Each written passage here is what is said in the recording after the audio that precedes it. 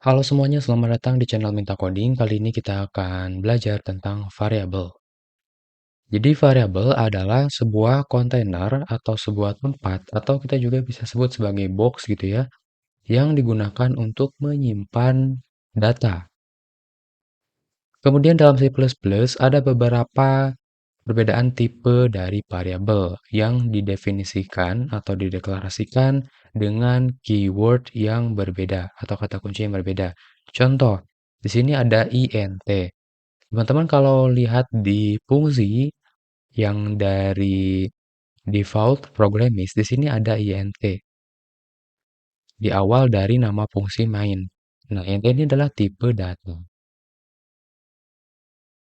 Kemudian untuk integer ini untuk menyimpan data number tanpa desimal seperti 123 atau min 123. Jadi tidak ada koma-komanya.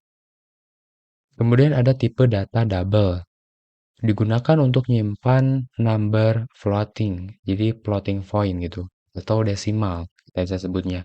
Contohnya kayak 19,99, atau min 19,99 atau 2,3, dan untuk komanya tidak terbatas. Yang penting desimal itu bisa kita simpan di double.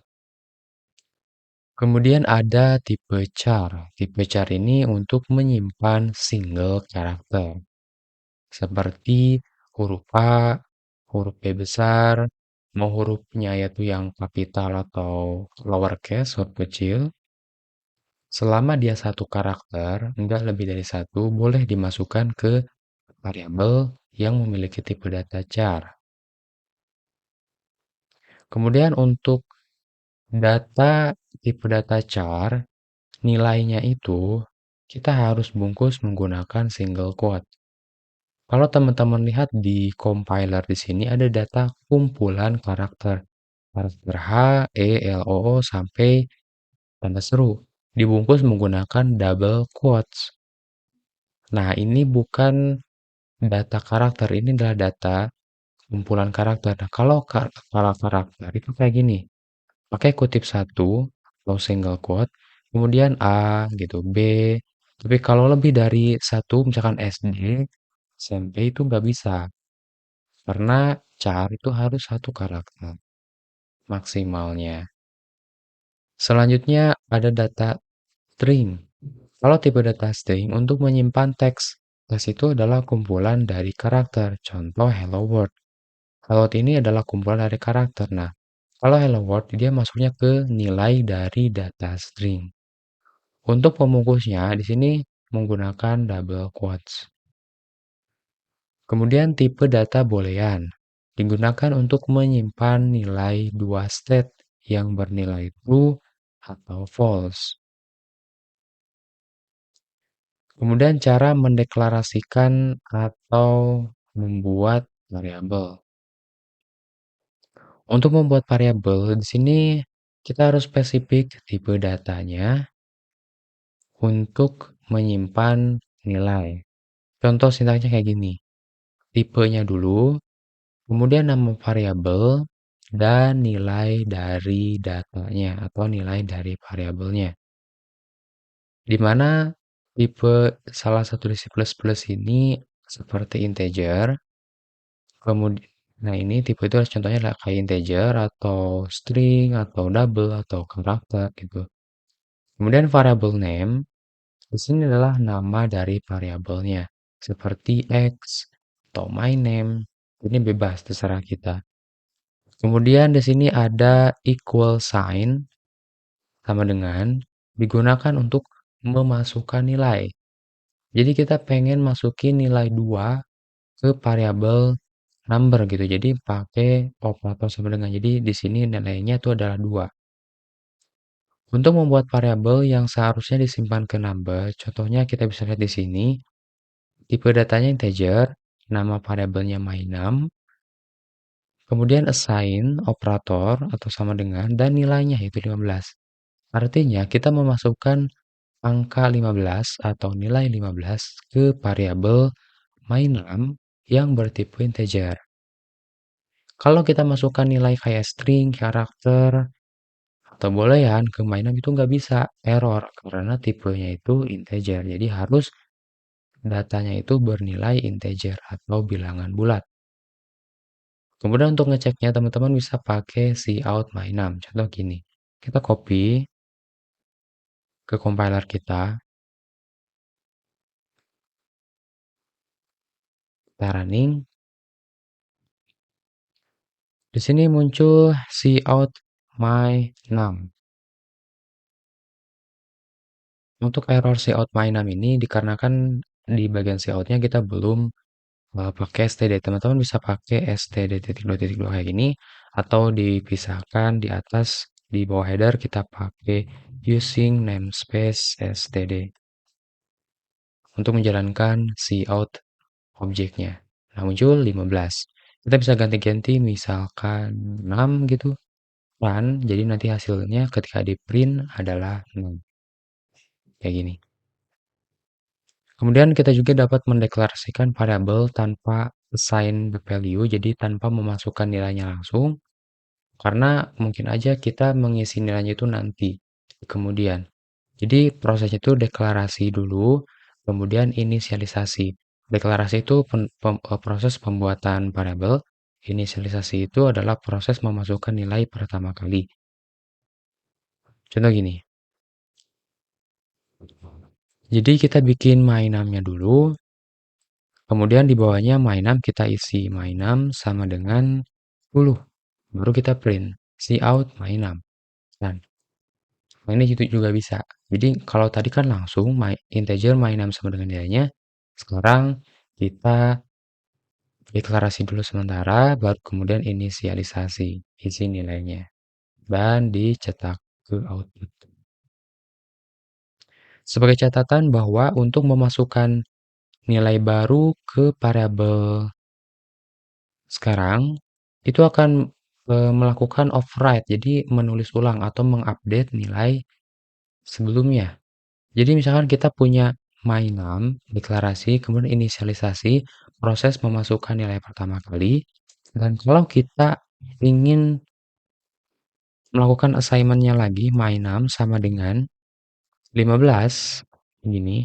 Nah, maka ketika di print, mainname ini akan diupdate dengan nilai terbaru, yaitu 15, bukan lagi 10. Gitu.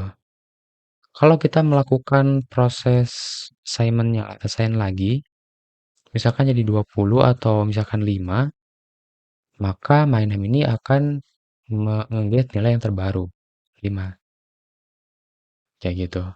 Terus untuk menampilkan prosesnya, mainname ini berapa, terus kemudian ketika di-update berapa, ketika di-update berapa, ya teman-teman tinggal copy aja si outnya di sini setelah melakukan assignment kayak gini.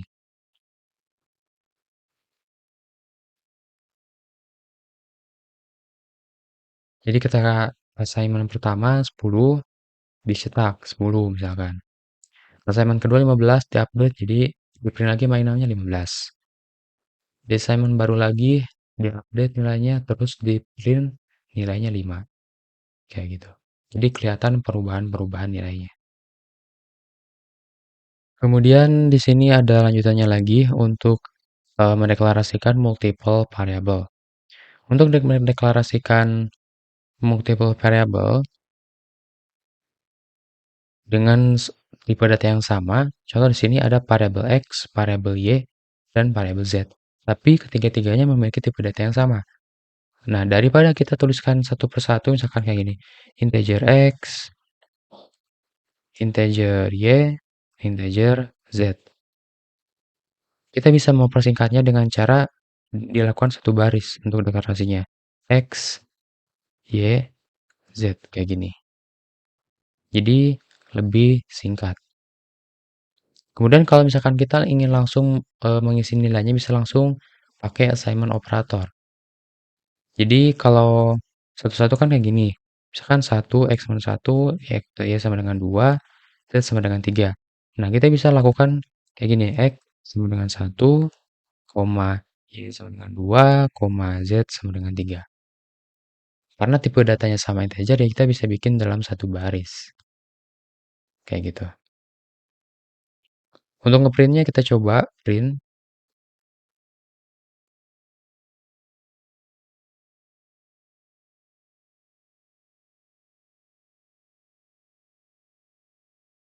X ditambah Y ditambah Z.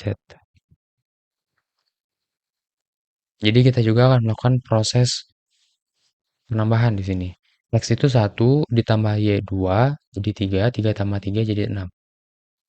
Kalau pengen satu-satu teman-teman bisa pakai cout, kemudian kayak gini kalau pengen disatukan, kayak gitu lagi. Jadi 1, 2, 3. Kalau pakai koma boleh. Jadi kayak gini, koma gitu, gitu lagi, koma. Nah, kayak gini. One value to multiple variable. Kita juga dapat mengassign, memberikan nilai ke untuk variabel untuk nilai yang sama ke multiple variable. Misalkan kita punya variabel X, Y, dan Z. Nah, kita pengen menyamakan nilainya untuk awalannya misalkan X1, Y1, Z juga 1. Nah, daripada kayak gini, kita bisa mempersingkatnya dengan cara X sama dengan Y sama dengan Z sama dengan 1. Jadi, singkat gitu. Selesai, beres. Ini kalau pengen langsung di-assign ya. Kalau misalkan teman-teman pengen deklarasi dulu boleh, misalkan kayak gini. X, Y, Z, terus baru X sama dengan Y sama dengan Z sama dengan 1. Baru kita print. Nah, semuanya sama. 1,1,1 nilainya. Jadi bisa lebih singkat.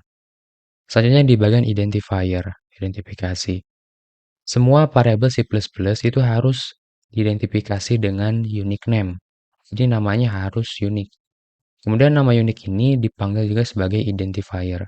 Identifier dapat dipendekkan dengan seperti contohnya penamanya adalah kayak Y dan Z. Untuk lebih deskripsinya, seperti contohnya adalah age, sum, total value. Nah, untuk disarankan lebih menggunakan yang descriptive names, jadi lebih informatif gitu ke developer yang lain kalau kita sedang eh, mengembangkan sebuah aplikasi tim gitu. Jadi developer yang lain juga paham. Punya catatan direkomendasikan dengan deskripsinya. Jadi ya memang kayak gitu untuk memahamkan dan mudah di maintenance kode nantinya. Contohnya kayak gini untuk penamaan variabel. Jadi integer terus namanya adalah minutes per hour. Jadi minutes per hour itu nilainya 60 detik gitu dalam 1 jam. 60 menit dalam 1 jam. Terus misalkan kalau kita pengen singkat kita bisa pakai M. Nah, cuma ini tidak disarankan. Jadi M ini kalau mungkin ketika kita saat coding pertama kali paham, "Oh, ini untuk apa digunakannya." Tapi ketika nanti sebulan kemudian, 1 minggu kemudian, atau setahun kemudian, kita buka lagi kode yang kita bikin itu agak sulit dipahaminya. Ini apa ya gitu. Jadi lebih baik descriptive name. Jadi nama yang mudah digambarkan gitu. Oh, ini namanya minute per hour. Oh, berarti ini gitu. Oh ini gitu. Kemudian untuk aturan yang umumnya untuk penamaan variabel, jadi nama variabel itu dapat mengandung contain letter, digit, dan underscore. Terus nama ini harus dimulai dengan karakter-karakter gitu atau juga menggunakan underscore. Nama variabel itu di sini case sensitif ya. Jadi contoh myvar dan myvar ini akan dianggap sebagai variabel yang berbeda karena v-nya di sini besar, v-nya di sini kecil. Nah, di sini akan dianggap sebagai variabel yang berbeda.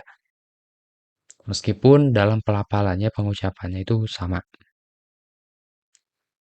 Gitu. Karena case sensitif.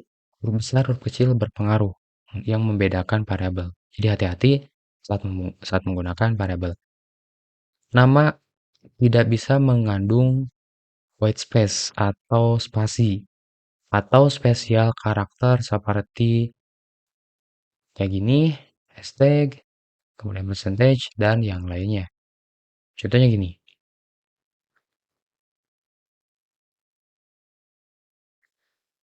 Jadi variabel itu dapat menggunakan karakter kayak gini, huruf besar, kayak angka juga boleh asalkan di akhir dan diawali dengan karakter juga boleh, nilainya misalkan. Terus, mmm, dia harus diawali dengan karakter-karakter dan boleh pakai underscore. Jadi kalau pakai angka ini nggak bisa dengan angka, palingan dengan underscore kayak gini. Terus untuk yang sensitif, jadi kalau misalkan kita punya myvar kayak gini, kemudian myvar lagi tapi v-nya kecil. Nah, ini dua variabel yang berbeda. Variabel dengan v besar dan variabel dengan v kecil. Gitu. Jadi nanti kalau kita isi nilainya atau update nilai dari myvar yang v besar jadi 5, ketika kita print nilai myvar yang kecil, yang besar, dan myvar yang kecil,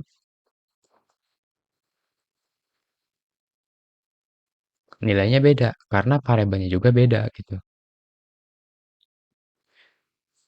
Kemudian variabel tidak boleh mengandung spasi. Contoh kayak ini, my spasi var ini nggak bisa.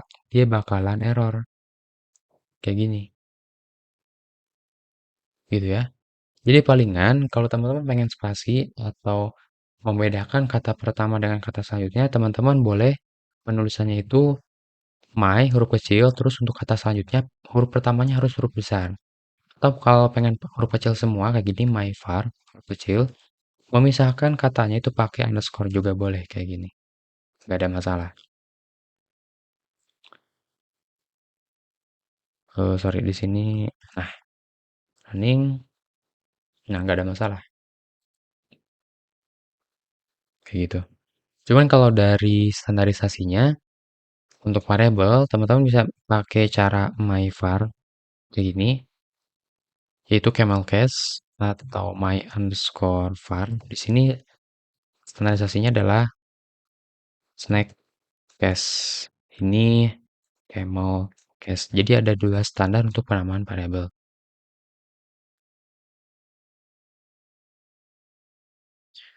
Selanjutnya, reserve word like C++ keyword such as integer cannot be used as name. Jadi kalau ada kata kunci atau keyword yang sudah terdaftar di pustaka C++ atau library standar C++, kita nggak bisa menggunakannya sebagai variabel. Contoh gini, kita punya variabel karakter, tipe data karakter, namanya adalah integer, sama dengan 5, itu nggak bisa. Integer ini kita nggak bisa digunakan sebagai nama variabel, karena integer sudah terdaftar sebagai tipe data. Jadi, kalau ingin menyamakan dengan kayak integer, tambahkan angka kayak gini. Misalkan integer 2, integer 5, atau integer 6, integer number, gitu. Nggak boleh int, atau nggak boleh string, karena dianggap sebagai tipe datanya. Atau double, atau float gitu. Itu nggak bisa. Karena sudah terdaftar di standar library C++. Selanjutnya tentang konstan. Konstan ini ketika kita tidak ingin menggunakan atau tidak ingin merubah nilai dari variabel, maka menggunakan konstan keyword di depannya pada saat deklarasi variabel, yang artinya variabelnya itu tidak dapat dirubah nilainya ketika pertama kali diisi. Contohnya gini, integer number kita jadikan sebagai konstan, nilainya 15, maka ketika kita assign baru nilainya, itu nggak bisa bakal error. Gitu.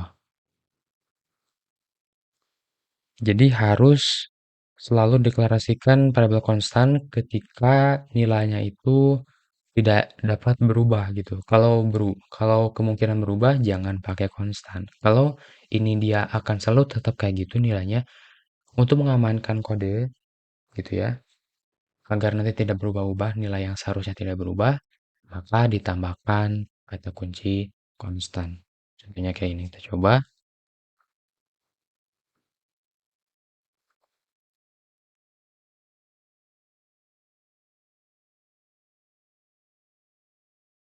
Ada yang konstan dan ada yang tidak. Kita coba yang tidak konstan, yaitu menit per hour. Kita update nilainya jadi 100. Kemudian kita coba see out, menit per hour. Kita running, gak ada masalah, 100. Kemudian kita coba update nilai dari pi. Misalkan jadi 23 atau jadi 10 misalkan. Terus kita see out nilai dari pi. Nah, error. Assignment of read-only variable p. Jadi variabel hanya bisa dibaca, tidak bisa di-assign lagi. Karena dia sudah dideklarasikan sebagai konstan. Gitu. Tapi kalau konstannya kita hilangkan, running, maka nilai p dapat diupdate dan menjadi 10 nilai terbarunya. Kalau konstan tidak bisa diupdate. Kayak gitu. Oke, gitu aja mungkin tentang variable di video kali ini. Sampai ketemu lagi di next video.